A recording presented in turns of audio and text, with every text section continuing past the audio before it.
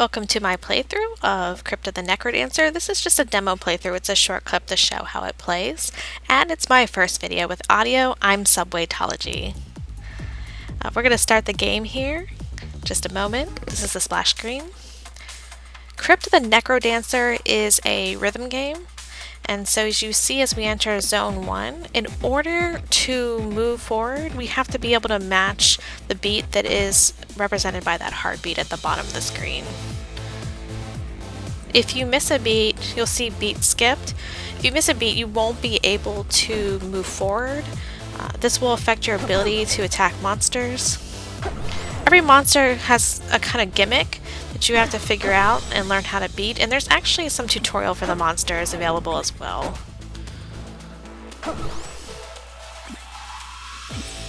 Diamonds are a great currency to have. They let you buy things that allow you to advance further and further. These might be more hearts or items that show up in the dungeons. Right now I'm using the shovel to break through walls. And I got a ring.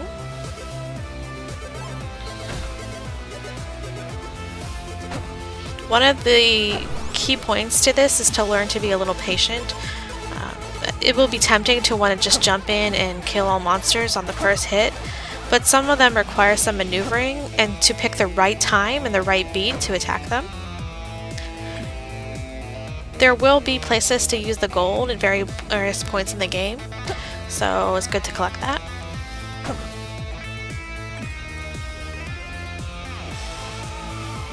These blue blobs are a good example of how you might have to maneuver to kill something the best way. You see, I jumped in there twice and I lost my multiplier. Like I said, the patience is the key many times. I have a spear in my hand that lets me have a longer range. It makes a lot of these quirky ones a lot easier.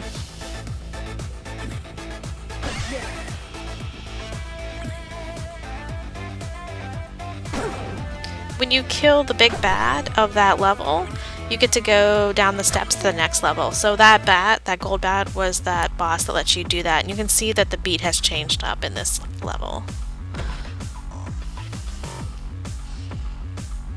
There's one of the shops I was talking about.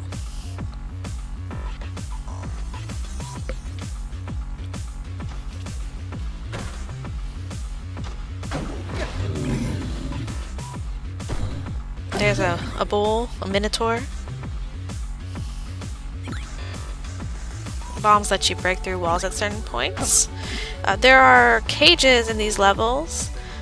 These cages let you unlock characters that help you. If you find the golden key, sometimes you have to buy the golden key, it depends. There's where I didn't wait. If you don't get the monkeys before they get you, you'll regret it. I think you see that later in this.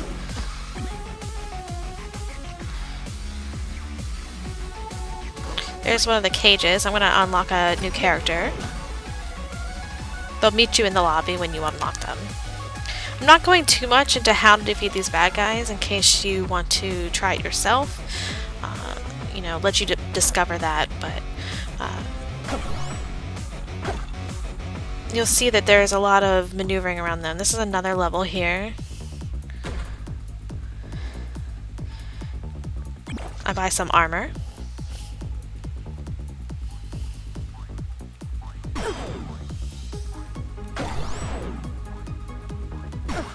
Ooh, I get smacked around a lot right here.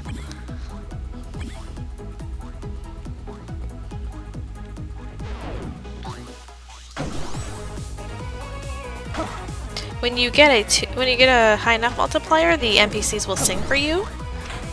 You can hear that. Oh, I increased the tempo. Now, the tempo increase actually lets you attack a little faster. It seems like it would not be as good for you, but it is really helpful to getting some quick enemy hits because you can only hit an enemy on beat. So if the beat's a little slower, it's actually sometimes more difficult to deal with.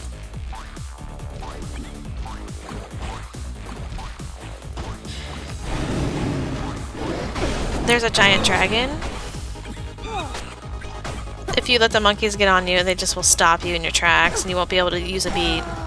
There's where I died the first time here. That will happen a lot while you train up. Here's me spending some diamonds. I bought a ring that can show up now in the world, and I bought a scroll that gives you riches, gives you more gold. Basically, you have to build muscle memory in this game, so expect to try it a few times, you know, and learn what the enemies do and what the song is.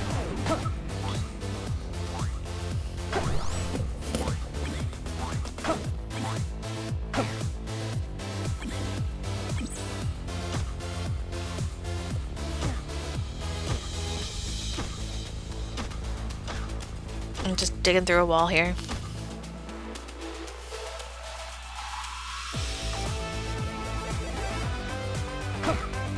There's a giant green guy. I just sped the tempo up again. Those other blocks will just move you around quickly. They can be barriers to monsters, they can help you reach monsters, that kind of thing.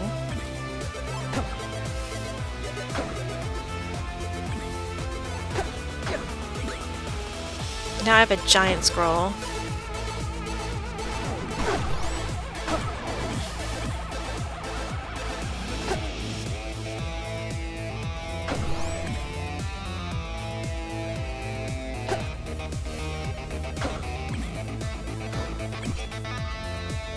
That one trap is a bomb.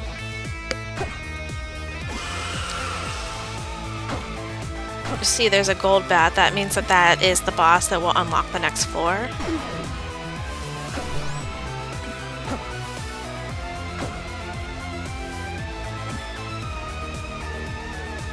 And again, I have a spear, so I'm getting a little bit of range on my attacks.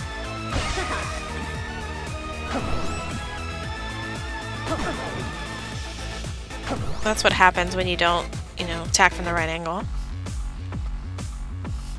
Here the beats picked up again. The beat in these levels are the same, so you can, you know, play them as many times as you need to get down the feel for the level.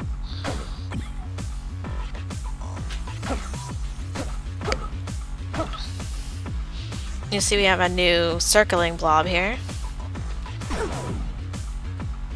which I discover is a lot different just when I get hit. I decided to try out the gigantism. It's pretty fun.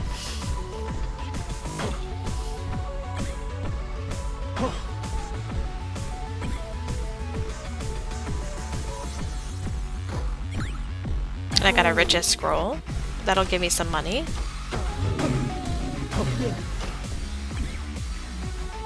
That bull, that minotaur, was the boss that opens up the stairwell. So you see we have a really quick beat on this level.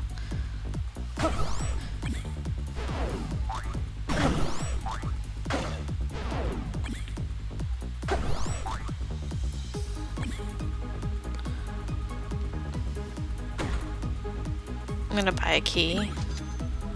I think, though, I don't actually find the cage for that one. I'm not sure. I got a little excited about beating the level.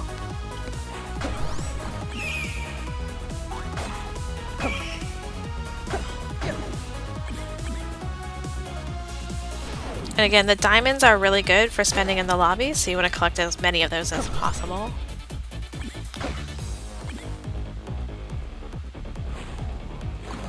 Oh, I did actually get to use the... Oh, you know what, I think... Let's see... Oh, I died before I could use that key. So this was my second death. You see I got a lot farther that time. It does not take long if you put some practice into learning the beats. If you leave the lobby before spending your diamonds, you'll lose them. So you want to go to one of these areas and check them out. In there is where you can study up on some of the bad guys.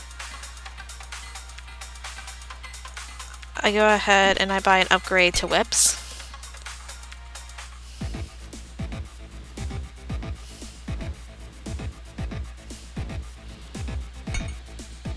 I was a little distracted, so it took me a while to get the beat down here.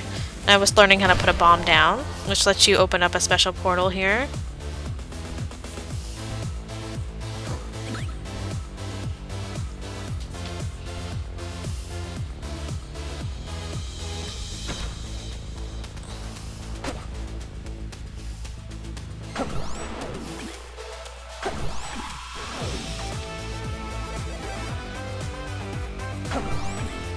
And this basically continues. Now, every time you go in here, if you bought something, you kind of have something more to get you through the level. So it's worth it to spend everything you can. I bought a few things and I've not regretted them at all because it helps a lot.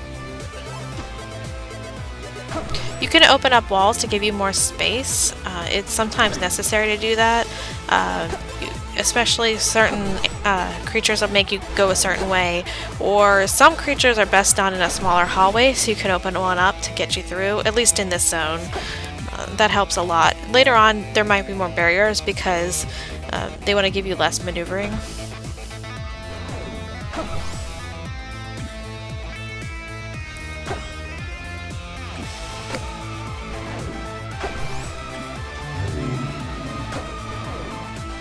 And it has great music. This is a very great soundtrack in it, so even if you struggle a little bit, you find yourself just enjoying the song and forgetting that you're even playing something.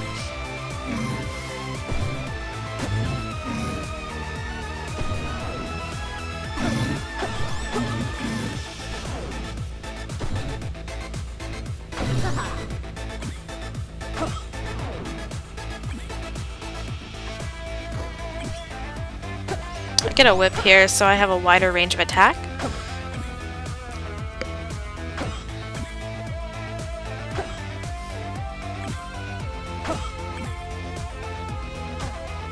Here's where I just break through a wall to get to the stairs. And I died again. Didn't do as good that time. This final run I'll do a lot better, and you'll get to see a little bit more of the zones.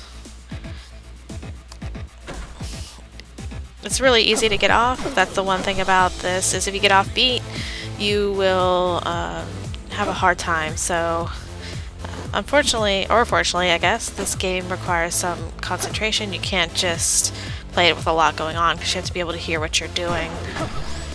This sword gives you a wider swing, gives you a little more reach so you don't have to be as close.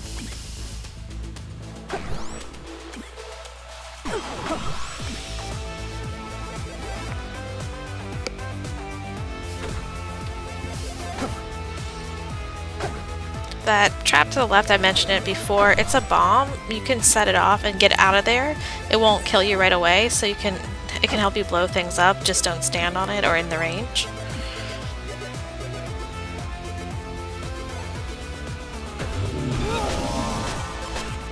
And those monkeys will hold you down, so you want to get out of there as quick as possible.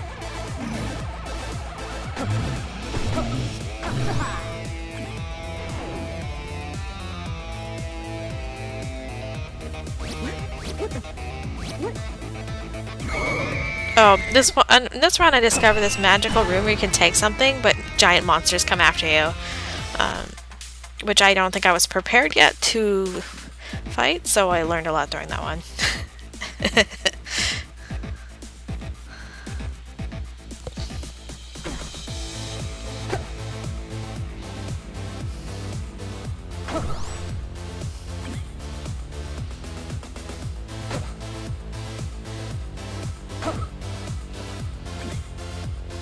Alright, well hopefully in this run is where we'll get through a lot more of the zone.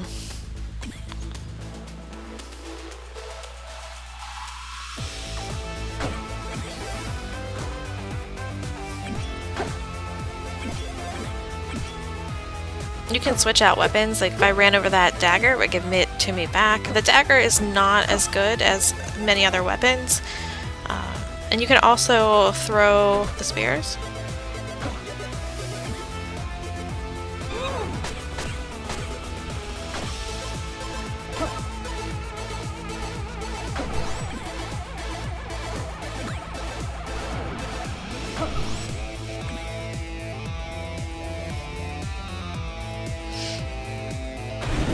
There's a dragon.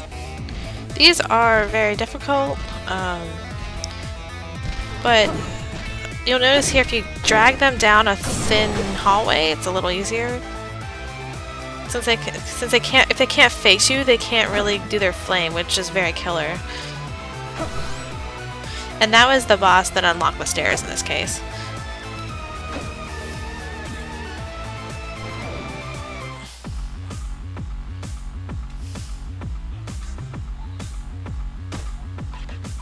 There's some water here, so I dig around it. I actually don't know if you can drown, but I'm guessing yes. I got some good chest in here. I got a spell.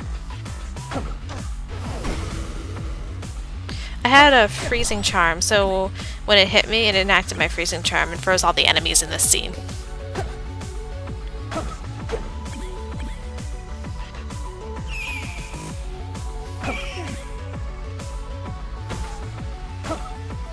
There's some ice in this room.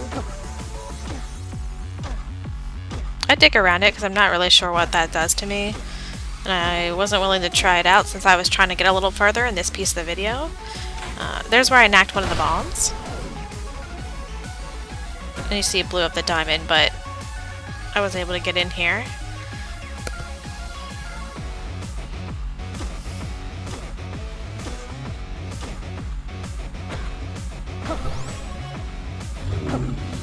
And that Minotaur is the boss of this zone. Excuse me, not this zone, this level of the zone.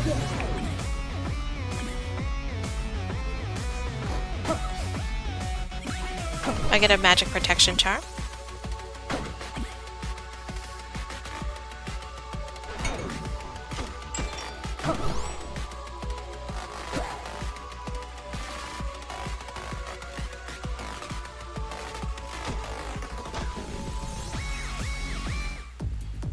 Alright, I'm in level 3 here.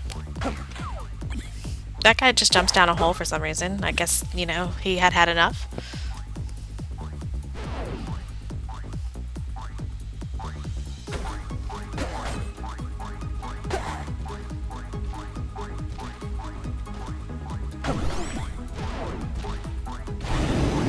There's a dragon. There's a pretty large health bar on that dragon. And so what I do is I try to keep him from being able to blast me here. He does a little bit. But I get him in that small hallway.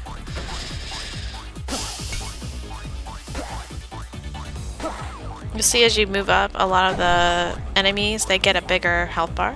You have to hit them several times.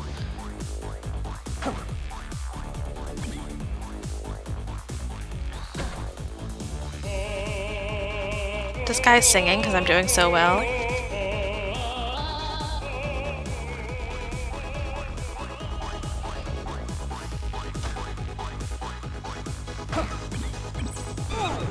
I get this monkey on my back.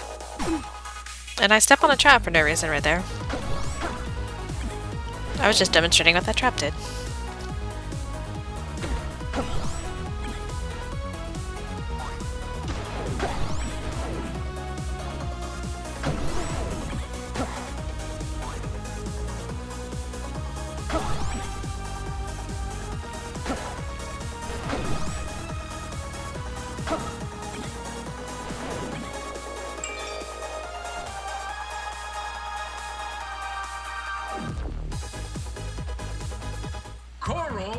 Now this is the Coral Rift end boss, which I do not defeat in this, but you can kind of get an idea of what's going on here.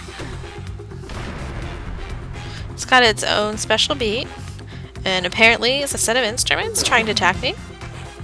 And when they do, they put water on the floor, puts up a barrier for you. I did not do well on that one, but I hope you appreciated this video and that it helped give you some insight on the play in case you were considering buying Crypt of the Necrodancer. I highly recommend it.